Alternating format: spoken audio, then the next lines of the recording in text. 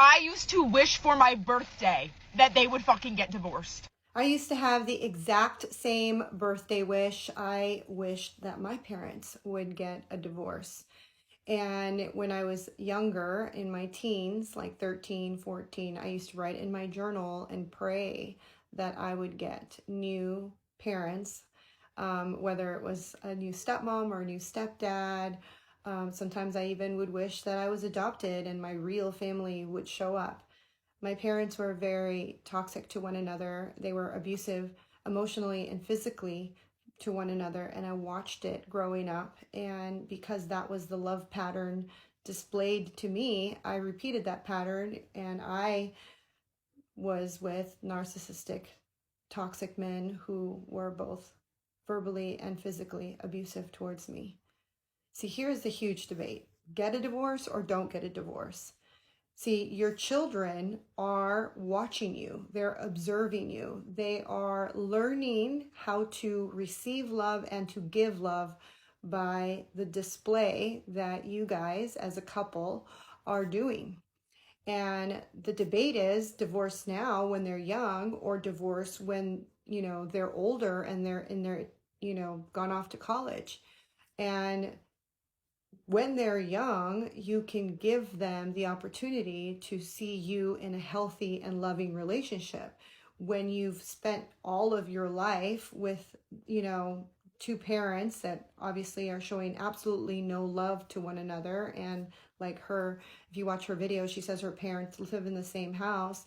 If you watch them have absolutely no relationship, then that's the kind of relationship subconsciously you're going to repeat the same pattern.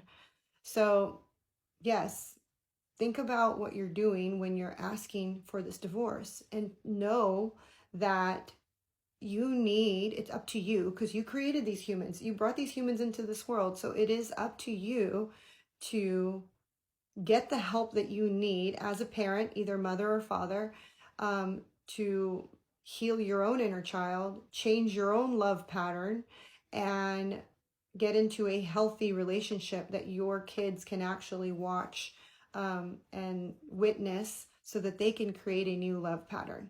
Now, if one of the parents doesn't think that they need therapy, or doesn't think that, they're the problem, they're going to have a huge awakening, because I know that the one common denominator in every transaction, in every relationship, it's you.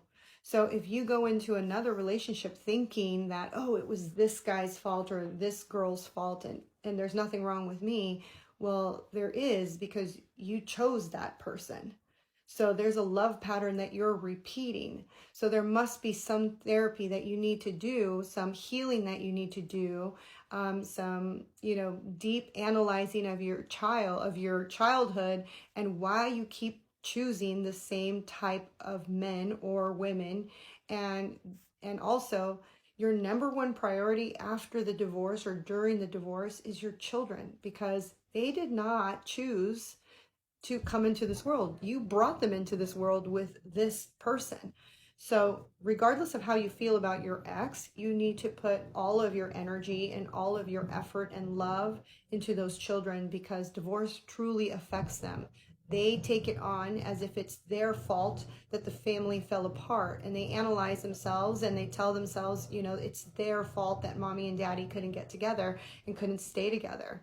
So it's your job to remind them that A, it's not their fault, B, that you still love them and will still be a part of their lives, and you'll still make an effort to be there for them and not choose your new partner or your new girlfriend or your new wife over them.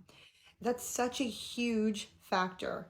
I'm a stepmom, and my husband got a divorce after 15 years and had 2 sons. And I made a huge effort into not only loving my stepsons, but getting to know them. I mean, I didn't like Star Wars or hockey, but I became a huge Star Wars fan and a huge hockey fan, because I wanted to be a part of their lives. I wanted them to know that they were loved, that they were included in my new unit, which is me and my husband, and that I love them. And every time they walked in the door, I learned this through Gail and Oprah.